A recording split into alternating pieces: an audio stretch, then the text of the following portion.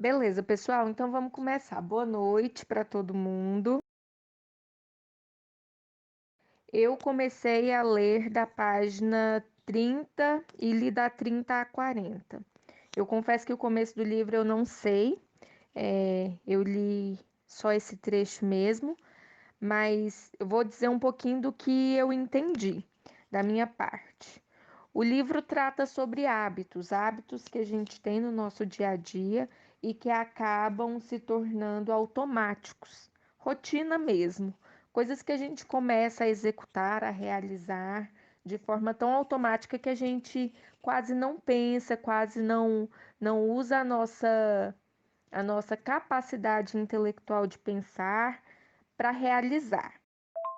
Nesse trecho do livro que eu li, trata de um paciente que perdeu a memória. Ele teve uma febre, um problema de saúde que levou à perda de memória. E ele esqueceu, de todas aquelas coisas que ele realizava no dia a dia, desde de ter a consciência dos cômodos da casa em que ele vive, ter lembranças de endereço, enfim, ele não tinha lembranças, ele passou por um problema de saúde que levou à perda de memória e ele perdeu toda a consciência daquilo que ele tinha como hábito, que ele tinha na memória dele. Fazendo o tratamento com um médico, o médico começou a perceber que ele tinha perdido a memória, mas mesmo desmemoriado, Eugênio, né? O nome da personagem, perdão.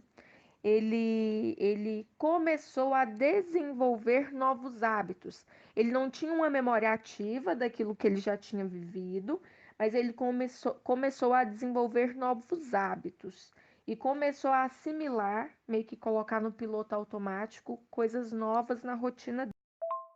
Por exemplo, ele não lembrava das histórias passadas, de coisas que ele já viveu, mas ele conseguia, por exemplo, quase que inconscientemente, saber onde estava um pote de amendoim, por exemplo, na casa dele, quando ele estava com fome.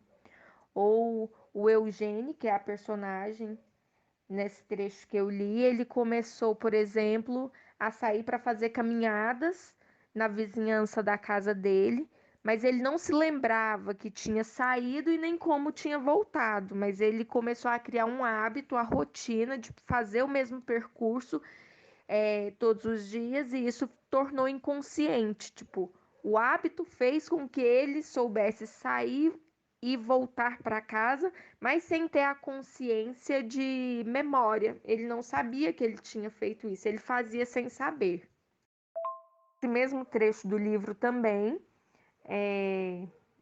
o autor discursa sobre um experimento científico na Universidade de Massachusetts, em que eles utilizaram ratos para entender como que mesmo sem a memorização, a capacidade de memorização, ratos conseguiam criar hábitos.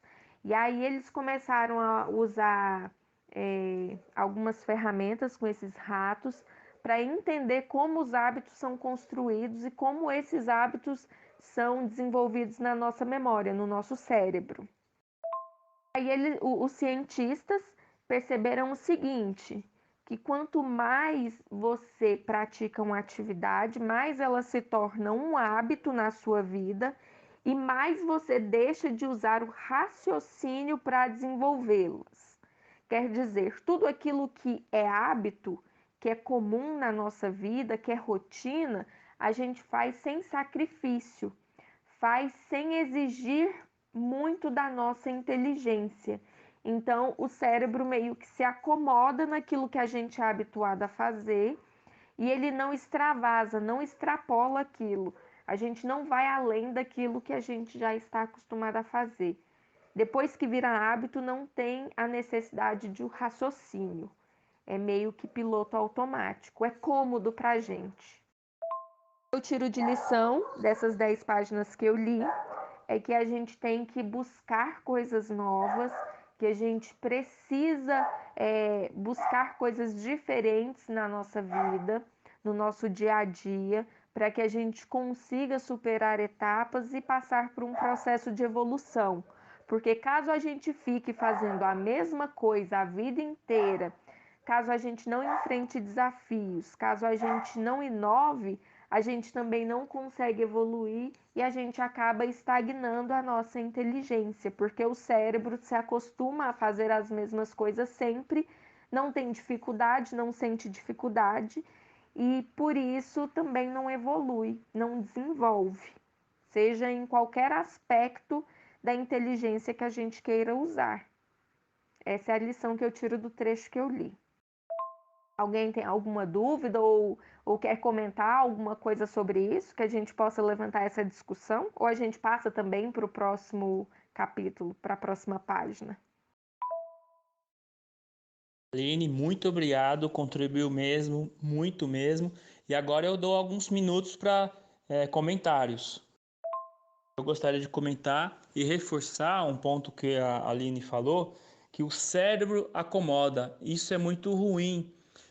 Nós profissionais que buscamos sempre serem melhores a cada dia, nós temos que criar os desafios diários, nos desenvolver e não criar hábitos, porque hábitos nos acomodam.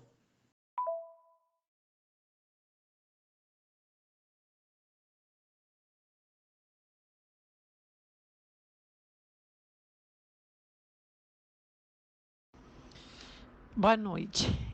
Eu acho que o hábito ele é necessário para as coisas mais simples do dia a dia que a gente precisa fazer meio que sem pensar. O que eu estou concluindo com, principalmente a parte que eu li é isso. Que depois eu vou falar na frente quando for a minha vez, mas assim, com relação a isso, o comentário é que os hábitos são necessários, principalmente para as atividades que você tem que fazer rápido sem pensar. Isso te economiza tempo e te dá mais tempo para você pensar nas coisas que são mais importantes. Excelente, Cláudia.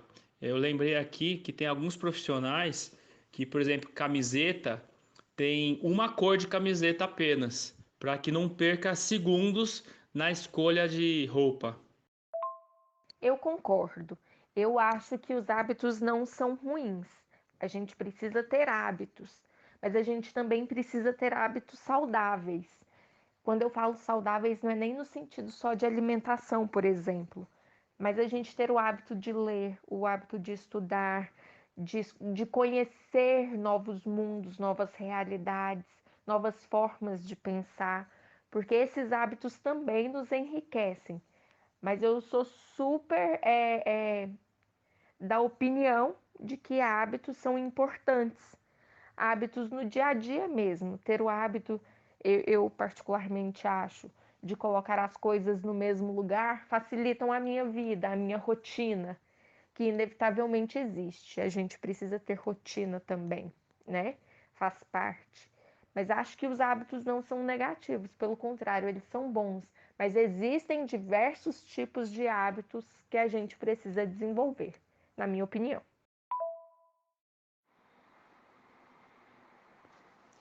Oi, pessoal, boa noite. Desculpe o atraso.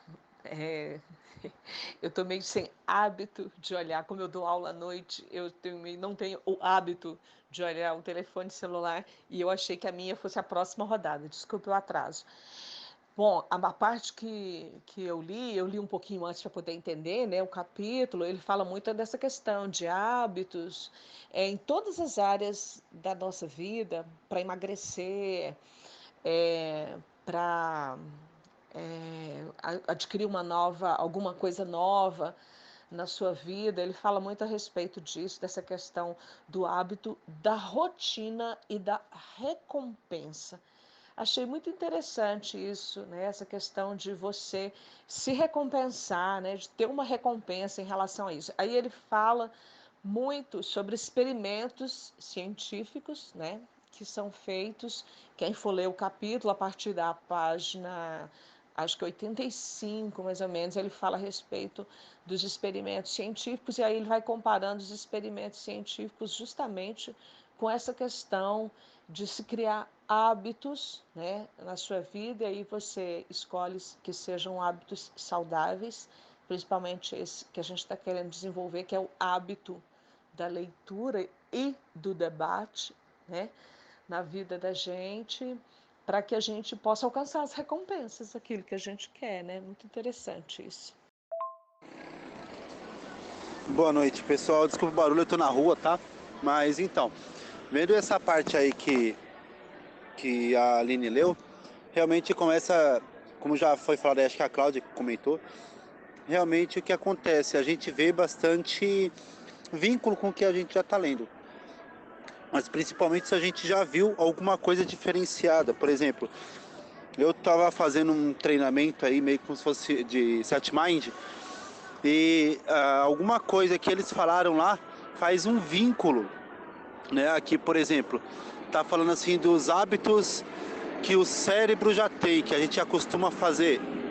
Às vezes, eles tornando esse hábito, é como um exemplo, a grosso modo falando, óbvio, não falando que realmente seja isso, mas a grosso modo, a gente nota que é como se fosse uma zona de conforto, como se a gente já tem o hábito de fazer aquilo, como se o nosso cérebro tivesse, entre aspas, nos protegendo de algo novo, entendeu? Nos protegendo de incógnitas que possam ter, se assim, eu estou acostumado a atravessar sempre no mesmo lugar, eu sei os riscos que ali tem, então, mesmo que seja muito arriscado, eu já estou acostumado com aquele lugar. Se eu for para outro local, tem riscos diferentes, então é como se tivesse, como se o cérebro colocasse, entre aspas, um empecilho, uma barreira. E já fazendo um vínculo aí com o que a Aline falou também agora nesse último áudio dela, que é bem interessante, é referente aos hábitos, né, que realmente são hábitos saudáveis. Por exemplo, de estudar essas coisas. Na verdade, é um hábito diferenciado, é um hábito de se arriscar mais, é um hábito de buscar coisas novas, você acostumar o seu cérebro a ter exatamente esse hábito, de não ficar estagnado, né, de não ter aquele hábito negativo, de ter aquela procrastinação, aquela, entendeu? É bem legal isso, eu achei bem interessante.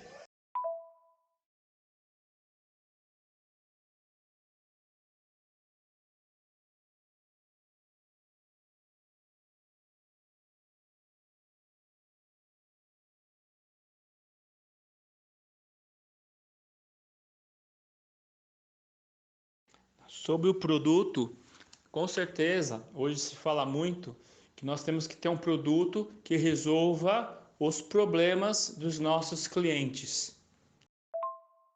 Perfeito, Ana. As pessoas, elas ficam alienadas e acabam não observando o que acontece ao seu redor, exatamente pelo que você escreveu, a rotina do dia a dia.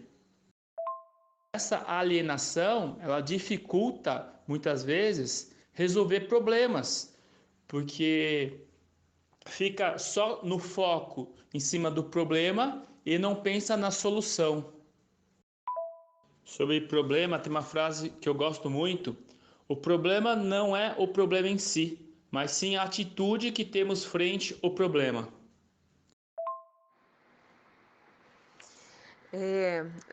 Em relação a isso, então, que está sendo colocado, que você pode criar hábitos que vão agregando, né, mais valor à sua vida profissional, à sua vida pessoal, né, sei lá, à sua vida emocional, sua vida, né, na igreja, na escola, né? Então, quando ele fala dos experimentos, que ele fala do macaquinho que esperava o suco de amora, né? Se o suco atrasava, se o suco vinha aguado, né? Mas que o macaquinho estava esperando porque ele sabia que era a recompensa dele. Então ele fala também de uma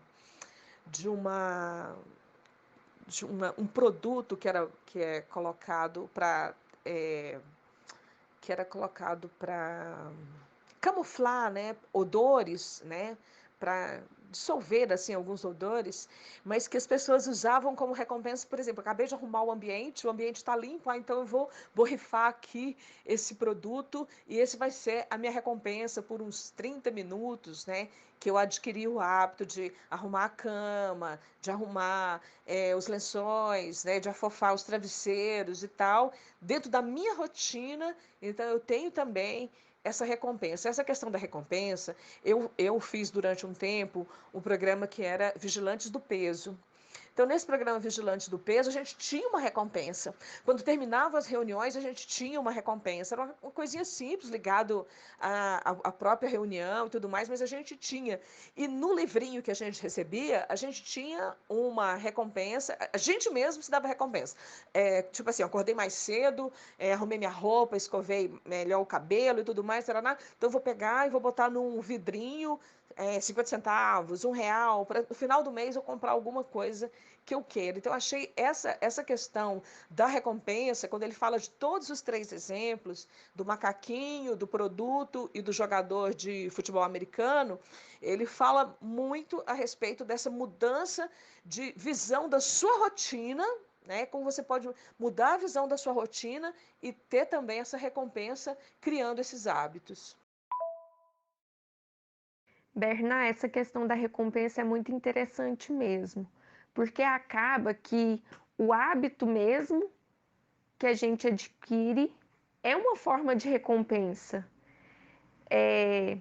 A recompensa ela é positiva no sentido de a gente se sentir reconhecido por algo que a gente realizou, recompensado, mas a recompensa também no sentido do hábito, da rotina, é uma recompensa que talvez ela seja no sentido de comodidade, porque você, ao criar um hábito, você recebe a recompensa de menos trabalho.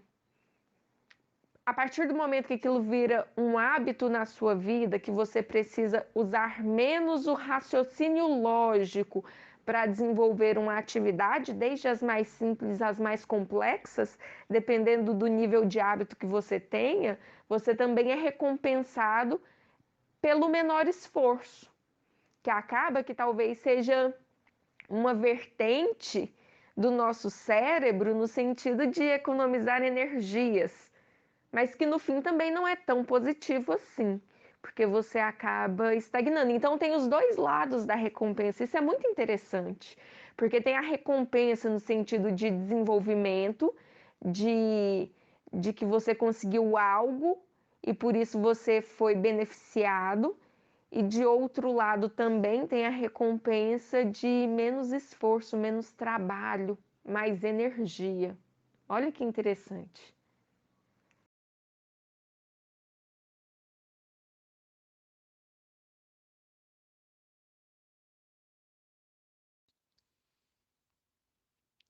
Oi, pessoal, boa noite. Eu sou a Gláucia, tudo bem? Eu vou falar daqui a pouco a respeito da minha parte e nela talvez vá voltar em alguns pontos aqui. Mas eu queria aproveitar que agora que eu estou tendo condição de fazer comentário, eu quero comentar a respeito da amiga, e me esqueci o nome dela, que falou a respeito do exemplo da pessoa que perdeu a memória, né? Mas ela se lembrava de algo, e aí veio a discussão do hábito ser bom e ruim, né?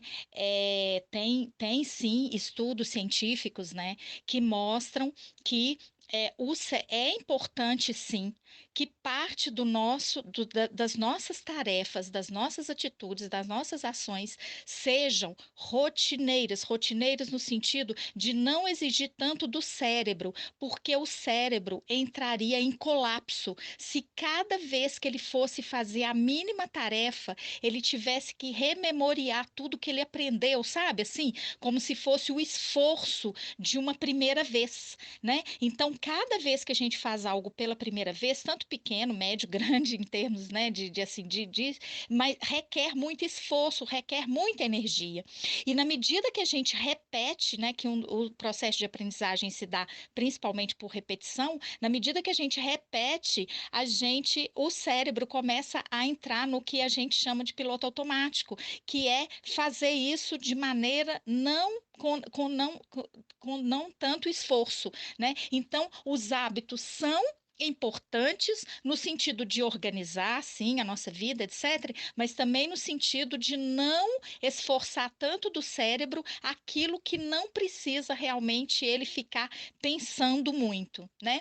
O problema é a gente viver muito tempo no piloto automático, é a gente fazer tudo, ou quase tudo, de maneira não pensada. Então, aquilo que realmente a gente faz no automático e que facilita a nossa vida, ótimo, mas é importante que estejamos o tempo todo pensando sobre aquilo que estamos fazendo também, para que a gente adquira novos hábitos, que a gente coloque hábitos ou atitudes mais saudáveis, mais salutares, no lugar daqueles que não estão sendo tão saudáveis, né? E em relação agora à última questão, sobre a recompensa, né? É porque eu trabalho nessa área, então eu gosto muito disso. É o seguinte também: a recompensa é muito importante porque quando nós nos recompensamos, é uma forma de comemorarmos. E quando a gente comemora, nós revivemos aquilo de bom que a gente já viveu. E quando a gente vive algo bom, uma das coisas que acontece, são várias, mas uma das coisas que acontecem no nosso organismo é que gera-se dopamina, que é uma substância que gera bem-estar, nos deixa mais feliz e, inclusive, acelera processos de aprendizagem. Então, a dopamina, ela é ótima para nós por esses três motivos, tá? Ela nos faz sentir muito bem, ela nos deixa feliz realmente e ela acelera ou ela desenvolve ainda mais os nossos centros de aprendizagem. Então, quando a gente vive algo bom, gera-se dopamina, que é muito bom para a gente.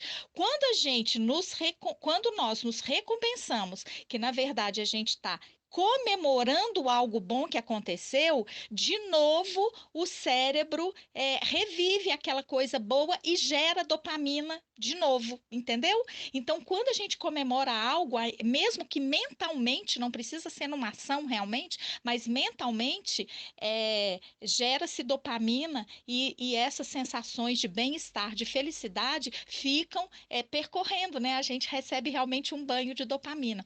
Na hora que eu vou falar de pequenas vitórias, eu vou voltar nesse ponto. Obrigada. Gláucia, muito obrigado pela sua participação, excelente. Então, dando sequência agora, Ana Cristina. Pessoal, eu estou acompanhando aqui agora, dei uma paradinha, estou ouvindo os áudios, vendo a participação de todos, ouvindo os áudios, e estão todos de parabéns. E eu queria, inclusive, agradecer aqui publicamente ao Mauro, que está conduzindo isso de uma forma excepcional, uma forma além até da minha própria expectativa. E vamos entender que isso é o início de um grande projeto, desse desafio que vai mudar muito as nossas vidas, trazer conhecimento. E aos poucos vamos ajustando, vamos corrigindo a cada dia. E parabéns, vou ouvir todos os áudios aqui e depois venho com a minha participação. As minhas páginas foram o início, praticamente não tinha muito conteúdo não. É só mais introdução e falar sobre o livro e o autor, depois eu compartilho com vocês aqui. Mas estão todos de parabéns. Agora, em respeito a todos, eu vou aguardar a sequência e depois compartilho aqui com vocês também mais coisas. A frase que eu vou destacar neste livro, para a parte que eu li, é o seguinte: os hábitos são poderosos, pois criam anseios, desejos neurológicos. É muito importante perceber esses anseios, esses desejos e como isso nos influencia. Então, por exemplo, a partir do momento que você tem recompensas através de um hábito novo que você criou, e essa recompensa pode ser, por exemplo, um chocolate, fique atento às consequências disso para a sua vida, né? Outra parte que ele fala, a gente está falando de hábitos bons. E os hábitos ruins, daquele tipo, o fumante? Ok, eu fumo, mas a partir do momento que eu vejo o maço de cigarro X ou Y, aquela sensação de recompensa, aquela tranquilidade que vai me dar, o seu cérebro já começa a imaginar e a esperar essa dose de nicotina, o que pode chamar mais atenção. O autor chama a atenção para a parte de anseios, de desejos obsessivos, porque determinados hábitos podem fazer com que você perca um pouco da sua vida social. Você acaba tendo que perder o seu emprego, sua reputação. Então, por exemplo, pessoas muito obstinadas por academia, né? Acabam ficando horas durante a semana na academia e acabam esquecendo da própria família. O próprio cigarro, a própria recompensa daquele chocolate no final de determinado atividade que teve. A questão do dinheiro, toda vez que você faz determinado exercício, meus filhos, eu vou te dar um dinheiro. Então, você já cria a ideia de que com dinheiro você consegue ter aquilo que você deseja. O hábito tem que ser natural, tem que fazer parte do nosso dia a dia de uma forma calma e natural. A partir do momento que você use apenas recompensas ou formas de matar determinados tipos de anseio, ele começa a questionar se esse hábito precisa ou não continuar. Então, a recompensa é legal? Sim. Porém, temos que ver que tipo de recompensas são essas e se conseguimos ter hábitos sem ter recompensas, para que isso seja natural e não seja como uma forma de obrigação, né? Então, isso vem na parte também de nos educar. Ana Cristina, muito obrigado. Eu gostei muito, me chamou a atenção quando você falou das consequências, né? Porque muitas vezes a gente fala que as recompensas são interessantes, mas quais são as consequências dessas recompensas? Então, como nós já estamos falando bastante, temos que tomar cuidado com os hábitos. Existem os hábitos saudáveis, mas também existem outros tipos de hábitos que nos impede, que nos prejudica o crescimento e desenvolvimento. Eu achei muito interessante o comentário da Ana, né, os comentários da Ana, e gostaria de ressaltar novamente, já foi dito aqui antes, né, que tudo que a gente está vendo nesse livro, assim, né, quando a gente fala do hábito, tem os dois lados de uma mesma moeda, né? Serve tanto para aquele hábito que é saudável para a pessoa e para as pessoas que convivem com ela, quanto aqueles hábitos que não são saudáveis. O que é interessante, e a gente vai descobrir ao longo do livro, é que então tem uma dinâmica de criação de hábitos, né? E quando se percebe que um hábito não é bom, como que a gente pode criar uma nova dinâmica e colocar no lugar? Então, quando se fala, então tudo que fala hábito, né? Quando fala do hábito, tem o hábito bom e o hábito ruim para aquela pessoa e para as pessoas que estão perto dela, né?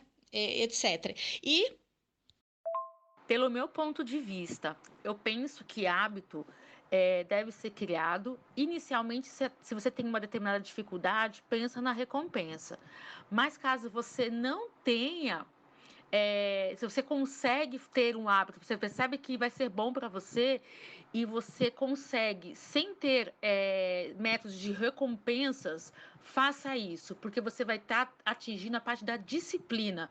Então, assim, eu não preciso separar a minha roupa da ginástica, chegar em casa e já colocar. Não, peraí, eu já deixo no lugar correto e eu simplesmente, na hora de chegar, na hora de fazer o meu exercício, eu vou lá, pego, me visto e saio. Então, a gente pode, se a recompensa é importante para você inicialmente, ok, mas tente mudar ele depois.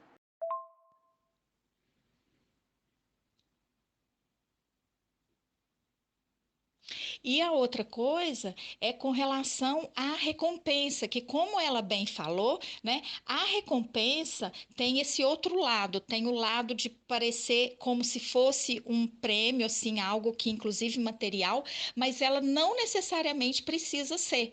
Como eu falei no outro áudio, a recompensa, ela serve tanto quanto o que a gente ganha, mas para o nosso mecanismo cerebral e emocional, né, o cérebro racional e emocional, trabalharem no sentido de viver novamente algo bom que a gente conquistou, né? Então, a recompensa, ela não precisa ser necessariamente material, não é? Então, a recompensa pode ser, se eu cumprir com um determinado prazo, a recompensa vai ser um tempo livre maior no futuro, né? Se eu cumprir com o prazo de uma tarefa, né? E se eu conseguir fazer aquela tarefa num tempo mais curto, eu vou conseguir ter mais tempo livre para fazer uma outra coisa ou para fazer algo, né, que eu gostaria de fazer. Então, a recompensa tem esse outro lado também, como a Ana falou. Ela necessariamente não tem que ser material e ela necessariamente também não quer dizer que ela seja ruim, assim, né? Porque a gente só vai ter aquilo. Não, é realmente como uma forma da gente comemorar de novo aquilo que a gente já viveu, que aquilo que a gente já conquistou. Só uma observação de uma pesquisa que mostra no livro é um borrifador de cheirinho na casa, que os usuários percebem que gostam, depois daquele trabalho todo de arrumar a casa, eles gostam de sentir aquele cheirinho gostoso, como se fosse satisfatório para eles. Então, ao invés de usarem o limpador durante o período da arrumação da casa, usa-se no final. Então vem aquela coisa, minha roupa está passada, vem aquele cheirinho do amaciante, nossa, minha casa está limpa, vem aquele cheirinho gostoso daquele borrifador do ar que a gente usa. Então, até esses cheirinhos são gostosos, né? Ele usa a ideia do cinnamon, né? Daquele bolinho com canela, que eles ficam em lugares estratégicos, eles não ficam na praça de alimentação. Então, até isso estimula o nosso cérebro para que a gente consiga fique com essas partes neurológicas ativadas e a gente se sinta satisfeito.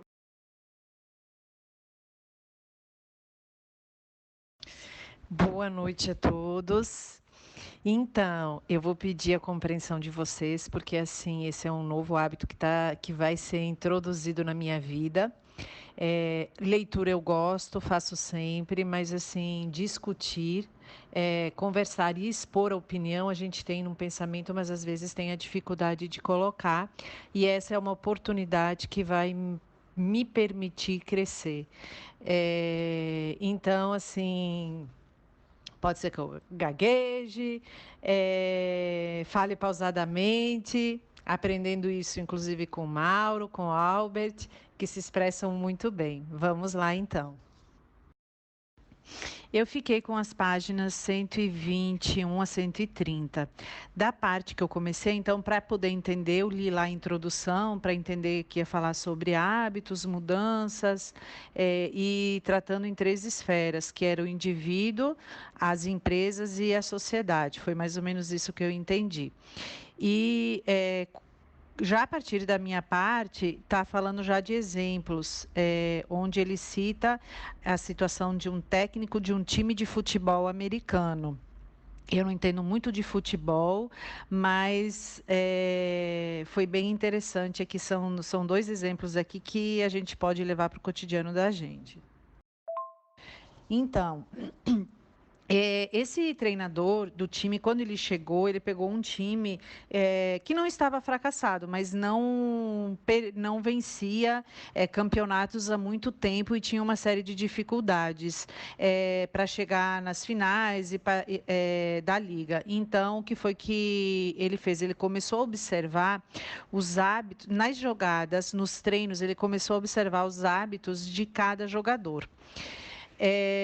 E, ao invés de já impor uma situação, ele começou a fazer com que cada jogador pensasse na sua ação. Então, quando cada jogador está fazendo a sua jogada, pediu para refletir e questionar o porquê que ele fazia aquilo. Para que a pessoa tivesse consciência do que ela estava fazendo e do porquê. E, a partir daí, ele resolveu, então, reposicionar o time, implantando novos hábitos, a partir de pequenas ações. Então, as mais básicas de cada jogada, que eu não conheço muito bem, mas ele ficava explicando, né? Então, assim, ele introduziu como um hábito e ele foi treinando esse hábito das coisas que cada indivíduo não precisasse pensar muito, ele tinha era que executar aquilo. E depois de executar aquilo, ele passaria para a próxima etapa, que seria pensar rapidamente para depois ir para outra etapa dentro da jogada que cada um tinha como função dentro desse time. Com o tempo, ele conseguiu implementar grandes mudanças com o passar dos meses. Então, qual foi a premissa dele básica? Eliminar a tomada de decisão, ou seja, durante a ação era para agir rápido e pronto. Aí, com base na ação do oponente, ele reagir rapidamente. Então, com o passar do tempo, essas rotinas ficaram automáticas e mudou o perfil. Esse time de futebol começou a avançar na liga, foi campeão algumas vezes, parece, e também mudou o hábito de todo mundo. Tanto que esse treinador e o time começaram a aparecer na mídia, na grande mídia, os jornalistas começaram a observar quais eram as atitudes dele e o que é que ele estava fazendo de diferente para tirar o time daquela posição que ele se encontrava. Então, eles identificaram outras coisas que não tinham a ver, pelo que eu entendi, do contexto prático ali, mas assim, que ele era uma pessoa muito preocupada com família, o trabalho dele, ele visava um equilíbrio entre trabalho e família, vida religiosa, essas coisas. Então, começou a ter uma atenção sobre o trabalho dele também. Aí, assim, o time começou a vencer, beleza. Essa mudança de hábitos resolveu a situação do time? Não. Por quê? Porque quando eles começaram a ter maiores dificuldades, eles voltavam a praticar, a fazer as velhas práticas. Por quê? Nesse sentido, o autor aqui ele aborda que faltava a eles fé. Então, antes disso, fala alguma coisa também sobre fé, que foi numa parte que não é a minha, mas assim, falando que, além da mudança de hábito, um fator importante seria agregar a fé, para poder sustentar essa mudança e ela virar um comportamento. Então, o que foi que ele identificou foi isso, que eles estavam bem, já estavam com hábitos novos e fazendo tudo correto, mas quando eles se deparavam com uma situação de estresse, que nesse caso eram jogos complicados, outros times muito mais preparados, e eles não sabiam o que fazer diante de uma situação difícil, e aí eles voltavam na mente deles, eles iam buscar uma solução que estava lá atrás, que era uma prática antiga. E isso agora me fez lembrar da parte que uma colega colocou anteriormente sobre a pessoa que perdeu a memória, mas que ela fazia algumas coisas que lá no subconsciente isso estava na memória dela e ela resgatava isso e fazia sem saber. Então, no caso desse time, foi mais ou menos o que aconteceu. Aí, a partir desse desastre que teve com o time, ele até foi. Aí depois o time começou a perder e tal, e ele foi demitido. Aí, na página 123, que é a quarta parte, ele começa a relatar, e que já é a história de um testemunho de um alcoólatra. Então, o autor comenta que tinham várias pessoas com dilemas e situações diferentes numa igreja. E tinha um alcoólatra dando um testemunho sobre a vida dele, onde ele comentou que as práticas dele, diárias, ele achava que ele tinha o poder sobre a bebida, sobre ele. E até que aconteceu uma tragédia, e aí ele parou para pensar e viu que ele não tinha o controle e precisou buscar ajuda, que foi buscar os filhos na escola e sofreu um acidente onde machucou um dos filhos. Então, ele procurou o grupo de alcoólicos anônimos e começou a fazer um tratamento. Ele passou alguns meses lá e aí ele identificou, por ele mesmo, ele já tinha conseguido mudar os hábitos, ele não estava mais bebendo e ele identificou que ele já estava em condições de sair e ter a vida dele normalmente. E realmente passou alguns meses ele com novos hábitos e sem recorrer à bebida, até que um dia ele recebe o telefonema da mãe, dizendo que ela tinha ido ao médico, feito alguns exames e havia um diagnóstico de câncer avançado, mas que o tratamento poderia ajudar. E isso foi um baque para ele tão grande que ele não estava esperando, que qual foi a ação dele? Ele voltou, ele passou o primeiro bar que ele viu, ele parou, desestabilizou completamente, ele parou nesse bar, bebeu, e voltou de novo a beber e conheceu novas pessoas. Essas pessoas, além da bebida, ele incluiu na rotina dele a cocaína. E aí ele passou alguns meses assim, até que fatidicamente acontece uma nova tragédia. Ele sofre um outro acidente. E nesse acidente ele não estava com os filhos, mas a parte do carro que ficou totalmente destruída é onde estaria o filho dele naquele horário, que seria o horário que ele ia buscar o filho na escola, e provavelmente o filho teria morrido. Então, a partir daí, ele resolveu voltar novamente para o AA. E eu não conheço bem esses grupos, mas o que deu a entender é que havia um padrinho, um mentor, alguém que auxiliava com uma experiência que ajudava ele. E aí ele começou a receber estímulos dessa pessoa para pensar, para ele poder pensar e se questionar que ele não tinha o controle total sobre a vida dele e que ele precisava de algo maior. Porque no texto também anteriormente, tem até uns desenhos, fala sobre substitutos, né? Não é só você mudar de hábito, mas você agregar alguma coisa que substitui aquilo. Então, ele precisava de algo maior. E aí, ele voltou para o AA, continuou, começou a ter uma vida normal, sem beber novamente, mas ele disse que não foi fácil. Não foi fácil, pois haviam dias que ele acordava com a mente confusa e aí, nessas horas, ele ligava, ele recorria, então, a essa pessoa que tinha uma experiência e dava um direcionamento. Então, eles conversavam sobre várias coisas e a possibilidade da bebida desaparecia da mente dele, as ideias eram reorganizadas e assim ele seguia. Aí, o autor ele vai fazer uma menção com relação a uma pesquisa do que acontece justamente nesse grupo de AA, que eles tinham um êxito. A princípio, eles acreditavam, isso quando foi feita a pesquisa, eles acreditavam que apenas mudando, reprogramando os hábitos, eles poderiam ter êxito. Mas eles acabaram descobrindo que não, que quando as pessoas estavam submetidas a um estresse grande, aí as pessoas retomavam o hábito antigo, porque ele era mais confortável, a pessoa se sentia mais segura fazendo aquelas mesmas coisas.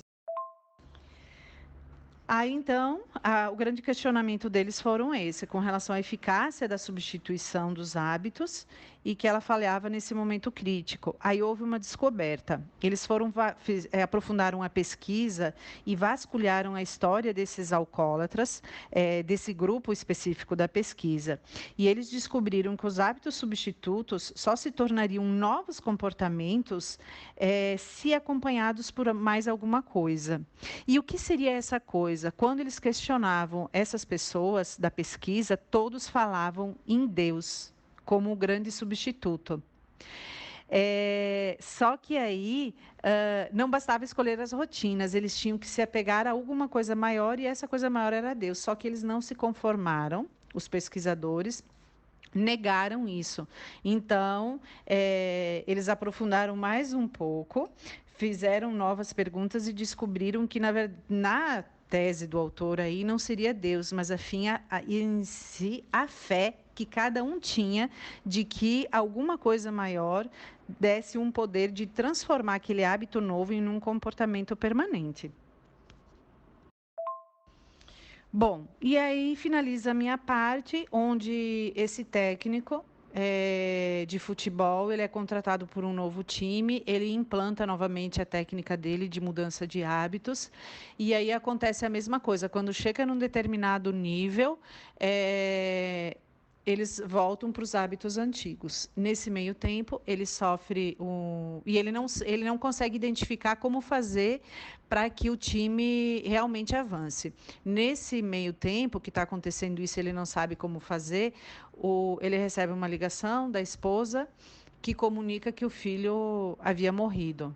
Pelo que eu entendi, foi um suicídio, um enforcamento, alguma coisa assim. Enfim, ele fica abalado e a esposa e os jogadores pedem para que ele volte, para que a volta dele, o trabalho, faça ele se recompor e repensar as coisas. Então, essa foi uma tragédia enorme na vida dele. E essa tragédia fez com que o time começasse a apoiar ele, e esse apoio e as coisas que cada um falava e as dificuldades que cada um tinha, fez com que eles, para poder ajudar o técnico, avançassem e vencessem. Então, eu finalizo aqui. A minha parte, ela finalizou aí. E aí, o resumo é esse, é que novos e melhores hábitos não consertam a causa. Precisa ter algo maior que sustente e mantenha isso. Cláudia, primeiramente, parabéns pela sua oratória. Você começou dizendo que não tinha, pelo contrário, tem e muito. Parabéns. Adorei o seu conteúdo porque faz nos refletir, né? Nós temos que refletir que um hábito para se transformar num comportamento, tem que ter algo a mais. Anteriormente nós conversamos sobre a recompensa e você disse, né, você trouxe para nossa reflexão a fé. Eu acredito assim, a pessoa precisa acreditar muito que aquele novo comportamento vai trazer benefícios para ela. Eu tenho um comentário, na verdade é mais uma dúvida. É a questão de hábitos versus comportamentos. Não sei se vai tocar posteriormente nesse assunto, mas eu gostaria que vocês me falassem a respeito disso. Eu gostaria de comentar aqui, também parabenizando a Cláudia, tá? Pela explicação, foi muito legal e ela fala muito bem, sim, como o Mauro colocou. É, que além da recompensa ter algo mais, né? Por quê? Porque um novo hábito, uma nova atitude, né? Um novo comportamento, ele exige um esforço, né? Tira a pessoa daquela zona chamada zona de segurança, zona de conforto, muito chamada zona de conforto, eu prefiro chamar de zona de segurança. Por quê? Porque a nova rotina, o novo hábito, a nova atitude, ela requer realmente um esforço maior, principalmente no início, né? Então, eu não vou adentrar muito, porque na parte que eu vou falar vai resgatar um pouquinho disso daí, mas é que é importante, num novo comportamento, a pessoa perceber, acreditar realmente o quanto aquilo vai ser benéfica para ela, né? Porque num primeiro momento a dor é maior. Eu tenho uma frase, né, que eu falo para os meus clientes, né, é que antes de melhorar vai piorar, né? Então eu tenho isso, inclusive eu tenho coisas escritas pela minha casa, pelo escritório, e essa é uma das frases que eu tenho, né, que antes de melhorar vai piorar, nesse sentido, né? Vai piorar no sentido assim, olha, vai doer um pouquinho, né? É a história do remédio meio amargo. Em alguns casos, sim, né? A questão é que é realmente acreditar e trazer coisas rápidas para que a gente comece a perceber a mudança o quanto antes, né? O resultado, ainda que pequeno, quanto antes. Muito bom mesmo, né? Essa recompensa e algo mais mostra que tem que ser por esse caminho mesmo. Ana Cristina, referente a hábitos e comportamentos, o que eu entendo que o comportamento é muito maior, é quando você já realmente reforçou o hábito para criar o comportamento. Mas aí vamos depois ver se o Albert tem alguma coisa no final para reforçar. Então, vamos dar continuidade. Agora é o Kleber. Ele está no grupo, ele está aí.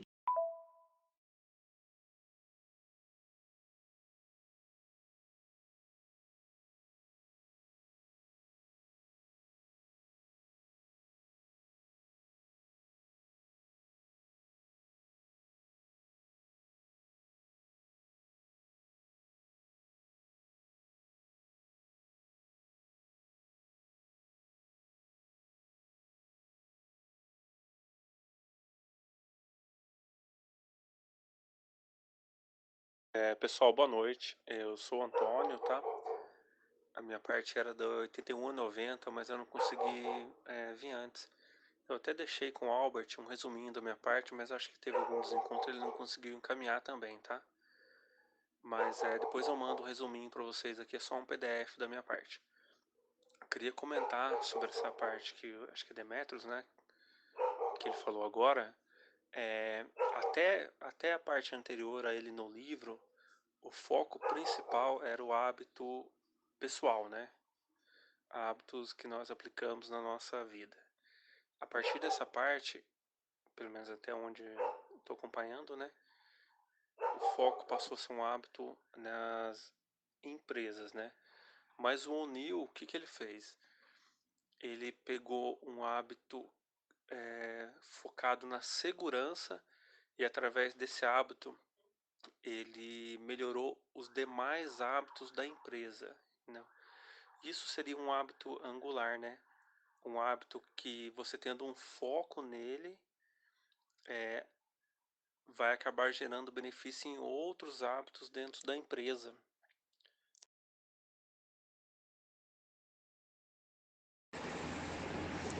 O O'Neill, quando ele fala sobre essa parte aí de hábitos angulares, ele fala assim que não tem como você forçar uma pessoa a mudar, entendeu? E isso me fez um link a um treinamento que eu estava fazendo, Despertar de um Guerreiro, que ele fala sobre a autorresponsabilidade, né? Na verdade é como se fosse um coaching mesmo, que um treinamento coaching, entendeu?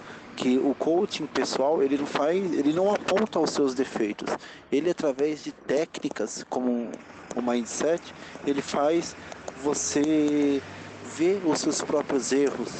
E isso você vai tratando, você consegue, através de outras técnicas, faz você ver o porquê que você está tendo essa ação negativa, e você consegue ir gradativamente tratando elas, porque, como eu disse, às vezes uma ação está ligada a uma causa que está ligada a outra ação também.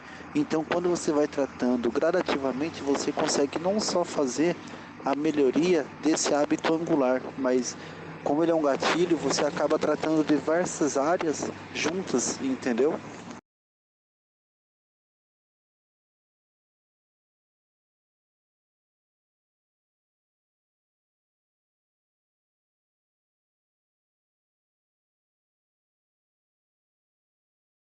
Olha como que aconteceu uma coisa muito interessante hoje.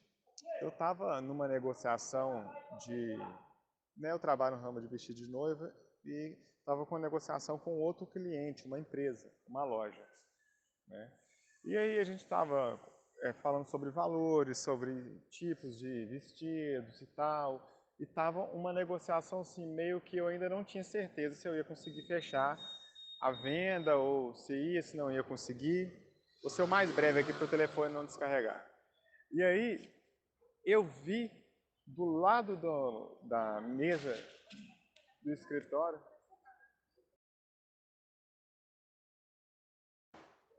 porque a moça me interrompeu, porque ela está fechando a conveniência do posto.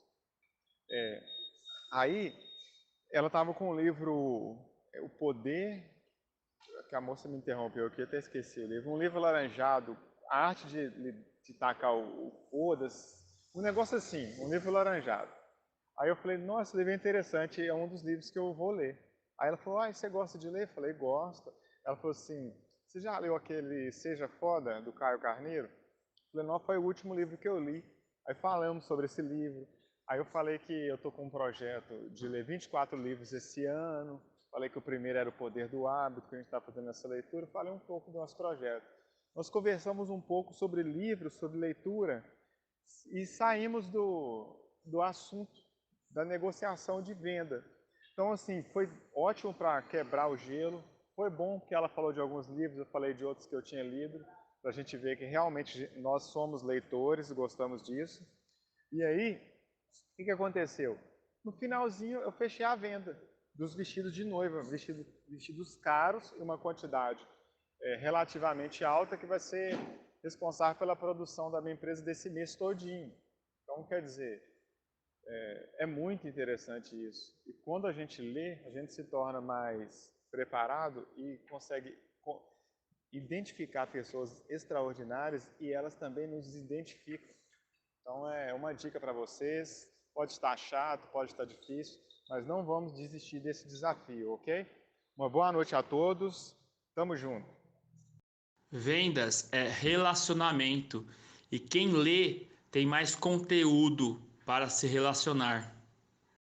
O que o Albert fez chama-se approach, né? É se conectar a outra pessoa, cria empatia, facilita a conexão e o relacionamento e, consequentemente, a venda.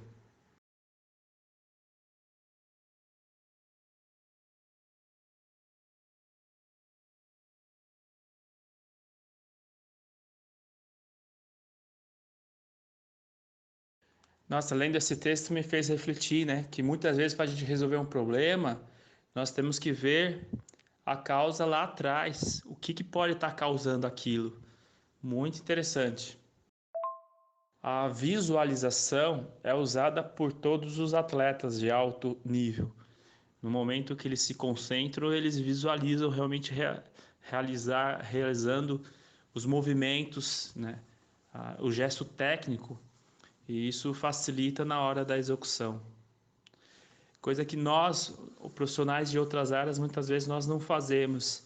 E analisando agora, podemos fazer também. Cada um de nós em nossas áreas pode usar a técnica da visualização para montar um projeto, né? O Albert, por exemplo, trabalha com vestido de noiva. A visualização para ele é fantástico.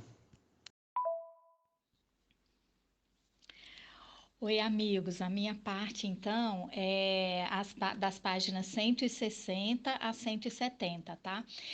Eu recomendo fortemente que vocês leiam as partes anteriores ali, por volta, acho que da 150 e tal, quem não for ler o livro todo, porque esses exemplos últimos que veio aí a partir do Demétrios e tal, e que pega ainda essa minha parte e a posterior, traz exemplos excelentes, excelentes. Então, eu recomendo que quem não for ler o livro todo, leia esse pedaço realmente, tá?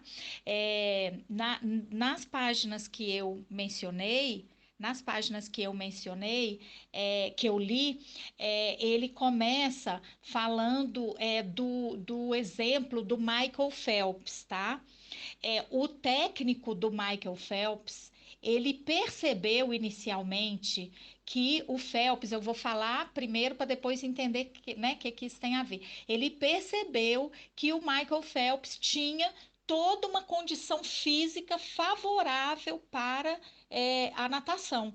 Ele tem o dorso muito comprido, as pernas um pouco mais curtas, que aí causam menos impacto na água, né? Então, assim, ele tem toda uma compleição física inicial, prévia, né, que favorecia. Então, ele, né, foi encaminhado para fazer natação e tudo. E o técnico dele, né, ele começou a trabalhar alguns hábitos que iriam favorecer posteriormente a carreira do Phelps, né? Aí, né, nas páginas vem explicando tudo de. Eu quero aqui agradecer a oportunidade ao Albert aí por esse grupo e esse trabalho, esse desafio desse ano. Isso vai. Eu gosto muito de ler. Como eu falei, eu achava que eu não ia ter condições dos 24, porque eu tenho outros projetos, outras leituras que eu preciso também. Mas esse método é super bacana. Além de fazer eu tenho o hábito de escrever, resumir o que eu li. E depois, a hora da gente explanar aqui, e cada um com seu ponto de vista e forma de entender, isso faz a gente memorizar muito mais. Então, só agradecer, porque com isso eu acho que eu vou economizar também um curso que eu estava querendo fazer de eloquência verbal para poder me comunicar melhor por conta do meu trabalho. Não que eu tenha dificuldades no trabalho, mas a gente tem que buscar sempre melhorar. Mas, enfim, muito agradecida. Muito obrigada, boa noite a todos.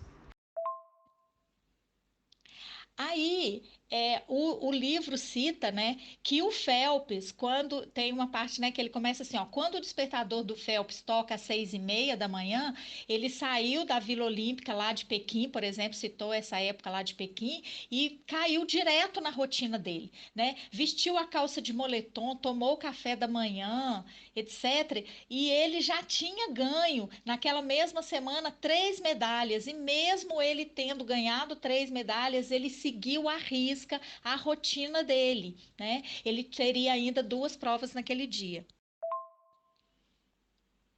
E aí ele descreve a rotina que o Phelps foi seguindo, tá? Né? De tomar o café da manhã, etc., e depois entrar, né, para os alongamentos. Então ele ficou um tempão fazendo alongamentos, todo na sequência, tudo direitinho, tudo já, né, de maneira assim, rotineira mesmo. Ele sabia exatamente o que ele tinha que fazer, né? E às 9h15 ele aliás, aí às 8h30 ele entrou na piscina e começou as voltas de aquecimento. Então ele fez os alongamentos fora durante um tempo, depois ele entrou para fazer essas voltas de aquecimento que duraram 45 minutos e fez o aquecimento também tudo conforme o planejamento. E às 9h15 ele saiu da piscina e começou a vestir o maiô, que levava 20 minutos, porque é um maiô super justo, né? E aí, e colocou, depois que ele fez então isso, ele colocou o fone de ouvido e deu play na seleção de hip hop que ele ouvia antes de cada prova, né? E ficou esperando. Então, assim, e aí ele, né, depois que ele foi para a prova. Então, o treinador dele, né, o Bob, tem um nome lá que eu me esqueci agora, tá? Que é o Bob Bauman, uma coisa assim, né? Ele percebeu, né, que era importante, ele acreditava que para o nadador o segredo da vitória era criar as rotinas certas. Então, ele sabia que o Phelps tinha todo um físico preparado e perfeito para a piscina, para a natação, tá? E que ele tinha, então, toda a compleição física e musculatura perfeita. Então, o Bob Bauman, né, percebeu, né, que numa idade tão precoce, ele também tinha capacidade para a obsessão, que ele era obsessivo. Então, ele percebeu capacidades, né, na verdade, capacidade física, né? Todo o físico dele, todo favorável à natação.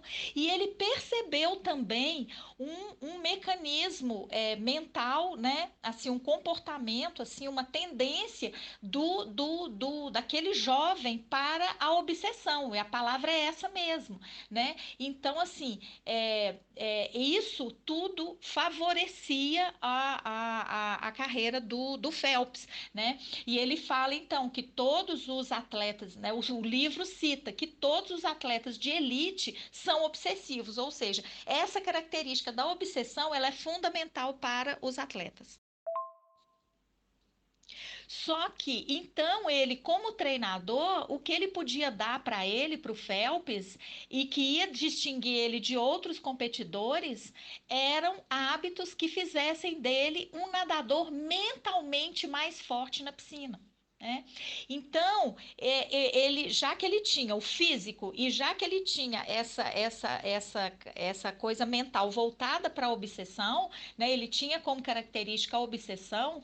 O que ia distinguir o Phelps de outros nadadores, segundo o treinador, e essa foi a premissa dele, foi fazer dele um nadador mentalmente mais forte, mentalmente e positivamente mais forte. E para isso, ele não precisava controlar cada aspecto da vida do Phelps, né, do Michael Phelps. O que ele precisava era pegar alguns poucos hábitos que às vezes não tinham nada a ver com a natação e tudo a ver com criar a mentalidade correta.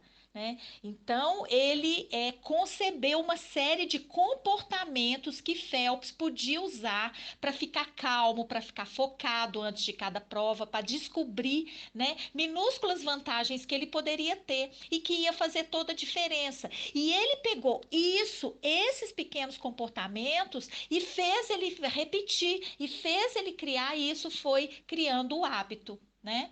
Então, o que ele fez, né? Ele começou a fazer com que o Phelps mentalizasse provas, mentalizasse desafios. Para vocês terem ideia, ele durante não, eu deixo para falar isso depois. Então, o Phelps, ele ainda adolescente, ao final de cada treino, o Bauman, que era o técnico dele, falava, né? Volta para casa e assiste a fita de vídeo. Assista antes de dormir e quando acordar, que é o processo de mentalização. A fita de vídeo, na verdade, é a fita de vídeo mental, é a visualização da prova, é a visualização de cada coisa que ele fazia, não só da prova dele nadando, mas de cada coisa que ele fazia. Então ele tinha essa coisa de rebobinar a fita, por isso que eu coloquei aí no resumo, rebobine a fita, né? O rebobinar a fita é mentalizar, é visualizar, tá?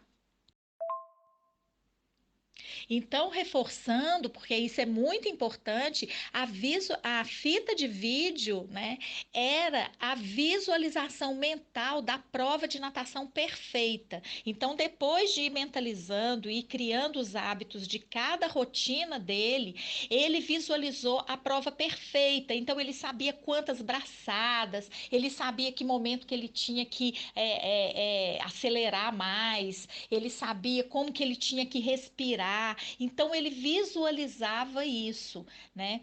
E o Phelps foi se imaginando então, né? E assim, de forma impecável, né? Ele foi visualizando a prova completa e perfeita dele. Ele visualizava suas braçadas, as paredes da piscina, as viradas e o momento de chegada. O livro cita que o Bowman mandava o Phelps nadar em velocidade de competição durante os treinos, né? E ele gritava, ele ficava de fora gritando: coloque a fita. E Phelps se forçava a nadar com toda a força que tinha, com toda a força, já nos treinos, né? Por quê? Porque ele precisava treinar mentalmente aquilo tudo que ele iria fazer na prova real, na hora da prova de verdade. Então, ele já tinha feito tantas vezes na imaginação dele, além dele fazer, dele treinar, e depois visualizando, ele já tinha feito tanto isso que parecia uma coisa mecânica, né? Mecânica no sentido assim, o esforço não era tão grande, mas funcionava. E ele foi ficando cada vez mais veloz, ele foi ficando cada vez mais veloz. Chegou num ponto em que tudo que o Bowman precisava fazer antes de uma prova era sussurrar para o Phelps: deixe a fita pronta. E quando ele falava isso, o Phelps se acalmava e ele simplesmente aniquilava os adversários, como todo mundo sabe, o maior ganhador, né, olímpico de todos os tempos. Então, o Bowman estabeleceu umas poucas rotinas centrais na vida do Phelps, tá? todos os outros hábitos, a sua dieta, o seu treinamento, as rotinas de alongamento e de sono, pareceram se ajustar, né? Eles foram se ajustando. Né? Então, no cerne de por que esses hábitos eram tão eficazes, é porque funcionavam como hábitos angulares, né? Que aí vem, então, esse segundo insight que eu coloquei, que já foi citado, claro, como a gente está lendo um livro, a coisa vem em sequência, vai e volta, né? Então, funcionava como um hábito angular, né? Que é também esse hábito alavanca, né? É um hábito que, uma vez criado, ele acaba impactando outros, né? Me permita, assim, não é uma correção, mas um complemento do que o pessoal já colocou, o hábito angular, ele não é necessariamente um hábito maior que causa grandes questões. O hábito angular é um hábito que ele pode até ser pequeno, mas ele alavanca outros hábitos, né? Por isso ele é angular, né? Porque o ângulo tem essa abertura. Então, quer dizer, de um ponto onde nasce ali, abre-se todo um espectro para outras mudanças, para as outras atitudes. E aí vem o que é chamado, né, aqui nesse ponto, de as pequenas vitórias, né, que são exatamente a parte de como os hábitos angulares geram mudanças disseminadas, né? Então, um corpo uma grande pesquisa, né, demonstrou que as pequenas vitórias têm um poder enorme, uma influência desproporcional às realizações das vitórias em si. E eu lembro aqui das já ditas recompensas, né?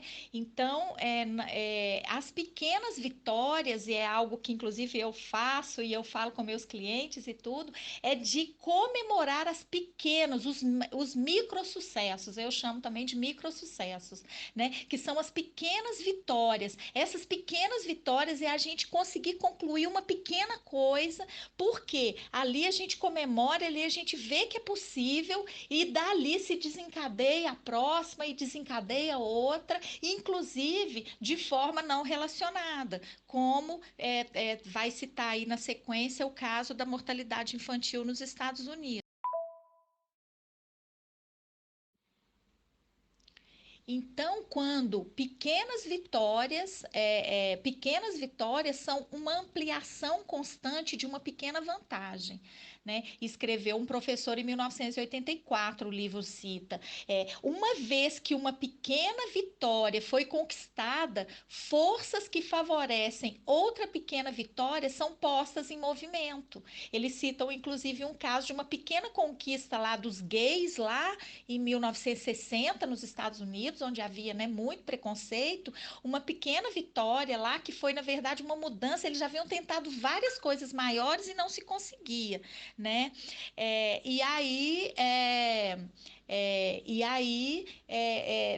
Eles conseguiram uma pequena coisa que foi mudar o local na biblioteca em que os livros sobre gays, sobre homossexualismo estava, né? Antes estava numa área que tinha um nome assim meio pejorativo, discriminatório, e eles mudaram o local dos livros na biblioteca para um local com outro nome, né, sobre homossexualidade, etc. E aí eles usaram isso depois, posteriormente, para alcançar grandes coisas, né? Ou seja, eles começaram a citar, olha, os livros lá na biblioteca, na biblioteca, não me lembro agora se é Biblioteca Nacional e tal, né? Numa grande biblioteca nos Estados Unidos, eles não estão mais né? Eles estão numa área sobre homossexualidade e tal, e a partir dali eles foram conseguindo coisas grandes. E uma coisa bem interessante, né, é que as pequenas vitórias, elas não se combinam de forma clara, linear, serial, né, como eu coloquei no resumo, tá? Com cada passo sendo um passo demonstrável rumo a um objetivo definido. Carl Weick, né, que é um proeminente psicólogo, escreveu, né? O mais comum é a circunstância em que as pequenas vitórias são dispersas, né, como experimentos em miniatura que testam teorias assim que necessariamente não estão interligadas. Então, voltando ao exemplo do Michael Phelps, né, quando o Bowman começou a trabalhar com ele e com a mãe dele, né, em hábitos angulares de visualização e de relaxamento, nem o Bowman nem Phelps tinham a mínima ideia do que estavam fazendo. Né? O treinador escreveu, abre aspas, nós experimentávamos, tentávamos coisas diferentes até acharmos algo que funcionasse. Por fim, descobrimos que era melhor nos concentrarmos nesses pequenos momentos de sucesso e transformá-los em gatilhos mentais. Fizemos deles uma rotina. Há uma série de coisas que fazemos antes de cada prova que são projetadas para dar ao Michael um senso de vitória crescente. Então, quando ele visualizava a prova perfeita, inclusive segundos antes de cair na piscina, ele já caía com aquela sensação de vitória que eu citei lá sobre, inclusive, a questão da dopamina. Ele já caía absolutamente imbuído de dopamina no corpo dele, porque ele visualizava a prova perfeita, ele visualizava tudo de positivo. Então, quando ele caía, ao invés dele cair aflito e com receio e ansioso, como provavelmente assim 99% dos adversários dele ali nas raias, né, ao lado, isso já era uma vantagem. Então, quer dizer, além dele ter todas as outras vantagens, mas ele estava numa Olimpíada. E todo mundo na Olimpíada é muito bom, né? O nível é de alta performance. Todos que estão ali são muito bons. Tanto que a decisão são frações de segundos. Então, todos são muito bons, são muito bons. Então, ele já entrava com uma vantagem, né? Que é essa vantagem de já entrar com a mente absolutamente positiva de que ele ia ganhar. E aí, o que eu achei super fantástico foi eles citarem, né, que é uma situação em que o Phelps, né, perguntaram para ele o que acontecia e tudo, ele falava o que ele pensava, ele falava que não pensava em nada, mas não era bem assim, né? É que, na verdade, a coisa já estava tão meio que automatizada, esse hábito, inclusive de visualização nele, que isso trazia um senso de tranquilidade para ele, que ele não ficava pensando muita coisa. Então, de fato, ele ficava calmo. E ele cita, inclusive, né, uma ocasião em que tudo aconteceu conforme o plano, né? No entanto, o Phelps foi percebendo num dia lá de uma prova, né, que os óculos dele estavam com infiltração, né? Então, ele percebeu que havia algo errado assim que ele caiu na água, que havia umidade dentro dos óculos dele. Ele não sabia dizer se o vazamento era em cima, era embaixo, mas enquanto ele rompia a superfície da água e começava a nadar, ele torceu assim para que, né, a infiltração não piorasse muito. E na segunda virada, tudo começou a ficar embaçado, né? E ele aproximou da outra virada e quando ele chegou, né, no final, os óculos estavam totalmente cheios, né? Ele não conseguia enxergar nada, ele não via a linha de fundo da piscina, ele, né, não via quantas braçadas restavam, né? E para a maior parte dos nadadores, perder a visão no meio de uma final de Olimpíada seria motivo de pânico, mas o Phelps estava calmo, né? Por quê? Todo o resto naquele dia aconteceu conforme o plano. Mas a infiltração nos óculos era um desvio pequeno, para o qual, na verdade, ele já estava preparado. E isso eu achei super fantástico, né? O Bowman, uma vez, o técnico dele, fez ele nadar numa piscina no escuro, pois achava que ele precisava estar pronto para qualquer surpresa. Então, algumas das fitas de vídeo, né, das visualizações na mente do Phelps, incluíam problemas como aquele, vocês acreditam? Ele já tinha ensaiado mentalmente como reagir a um defeito nos óculos ou a nadar no escuro. Então, quando começou a última volta, o Phelps estimou quantas braçadas faltavam para o final, tá? Né, ele começou a ver, por exemplo, que faltavam 21, né? E após 18 braçadas, ele começou a prever a parada mesmo. Aí ele começou a ouvir a multidão, mas aí ele estava cego, ele não fazia ideia se estavam torcendo para ele ou para outra pessoa, né? E ele foi nadando e ele continuou tudo no escuro, né? Mas ele foi, na verdade, seguindo a fita de vídeo que estava na cabeça dele. E quando ele deu a 21ª abraçada enorme, deslizou os braços, né? E ele encostou na parede. Então, o timing dele tinha sido perfeito, perfeito. Quando ele tirou os óculos e olhou para o placar, estava escrito recorde mundial. O Phelps ganhou, né? Conquistou um recorde mundial durante uma prova que ele nadou, né, com o óculos cheio de água, o que provavelmente para outros atletas teria sido o fim, né? Para ele não foi, não só ele cumpriu, como ele cumpriu com louvor que ele tirou o recorde, né, que ele alcançou o recorde mundial, porque na verdade foi mais uma fita que ele rebobinou, porque ele já tinha treinado aquela situação de nadar no escuro, de nadar de olhos fechados. E aí o livro volta no Paul New, que é o diretor executivo da Alcoa, que já foi citado, né, em que eles citam que ele foi acordado um dia porque um acidente havia acontecido de uma pessoa, enfim, né, eu não vou citar aqui os detalhes do acidente, mas aconteceu um acidente que foi fatal, que levou à morte de um funcionário, né, e que aí ele começou que ele começou a estudar aquilo tudo, né? Convocou os executivos da usina, os diretores, né, para uma reunião, né? E ele falou com todo mundo. Ele falou: olha, a gente está acostumado já a acidentes, coisas acontecerem, mas isso que aconteceu é responsabilidade nossa, foi falha nossa, foi falha das nossas práticas, dos nossos comportamentos, das nossas ações, porque ele foi descobrindo que para esse acidente ter acontecido é porque uma série de coisas deveria ter acontecido, coisas até rotineiras. E o que era para ser, então, uma situação desagradável para o pessoal, né? Porque o pessoal falou, nossa, né? Ele está acusando a gente. Na verdade, ele quis dizer o seguinte: olha, é responsabilidade nossa. Então, o que nós temos que fazer para mudar? E aí ele, né? Ele criou novas, junto com toda a equipe, claro. Ele criou pequenas coisas que foram mudando assim. E no final ele deu os parabéns para toda a equipe por todas as mudanças, né, e toda a excelência em segurança que a Alcoa alcançou.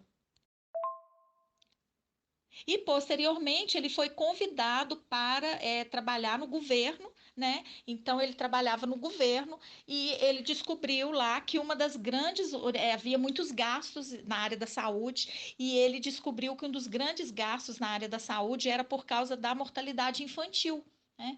Então, o que ele fez? Ele foi estudando aquilo, né? Ele foi vendo por que havia tanta mortalidade infantil. E aí é a sequência que eu coloquei lá, né? Ele descobriu que que havia muito índice de mortalidade infantil, porque as pesquisas mostraram que grande parte das mortes eram porque os bebês nasciam prematuros, né? Porque a mortalidade infantil é quando morte das crianças, dos bebês do 0 a 1 ano de idade, né? Mas um grande percentual é porque eles eram imaturos. Aí eles foram estudando, pesquisando e viam que os bebês nasciam prematuros muito fortemente por causa de má nutrição das mães na gravidez ou de má nutrição das mães no geral. Então antes da gravidez. Então era preciso melhorar a dieta das mães antes de engravidar. Na verdade, na adolescência.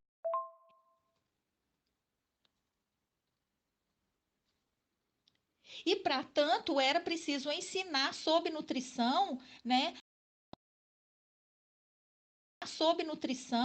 Né, para os professores do ensino médio, porque se as moças, as mulheres, né, as meninas precisavam aprender isso lá, né, ainda mais naquela época que se tinha filho realmente muito jovem, então elas tinham que aprender por volta dos 18 anos, ou seja, ou antes disso, enquanto estavam no ensino médio, antes de entrar para a faculdade, né, e que para isso era preciso, então, ensinar sobre nutrição, biologia, os professores de ensino médio. E aí eles viram que as faculdades dos professores, a universidade que formava professor, não tinha isso, não era preparada para isso. Então era preciso incluir disciplina na faculdade que formava os professores na universidade para mudar então a educação universitária de professores na área de biologia e nutrição. E aí volta então a questão do hábito angular, né? O hábito angular nesse sentido que ele vai se desdobrando, assim. Então, quer dizer, olha só como que começou a estudar o motivo da mortalidade infantil e a origem, né, a causa lá no inicinho, que foi a questão de maior educação das mães desde a tenra idade, foi mudar a educação universitária dos professores, para que os professores ensinassem no ensino médio, para que já no ensino médio as moças tivessem isso, para quando elas engravidassem, então elas já tinham, né? Então, fantástico isso. Eu achei assim muito legal porque deu um exemplo concreto de como uma coisa vai se desdobrando na outra. Nossa, muito obrigado, muito bom o conteúdo sobre a visualização. Eu, antes de entrar nas minhas palestras, treinamentos, eu faço a visualização. Eu penso que eu vou dar a melhor palestra que eu já dei em toda a minha vida, e aí eu uso e é muito bom. E aí eu reforço a questão do Michael Phelps, que é treinamento, né? Treinamento, treinamento, treinamento, que dá a segurança para colocar tudo em prática. Bom, já são 22h35, 2h35, mais 2h35 de muito conteúdo. Eu agradeço a todos terem compartilhado o conhecimento, se preocupado em fazer um resumo realmente com um conteúdo relevante para ajudar. Os comentários também foram fabulosos e gratidão a todos vocês. E eu gostaria de aproveitar e fazer um convite. Agora, este ano, eu estou fazendo um projeto no Instagram, 365 sacadas poderosas para uma liderança de alta performance. Eu vou deixar aqui a dica de hoje. E quem tiver Instagram e quiser me seguir, segue que todo dia de manhã eu coloco uma dica nova.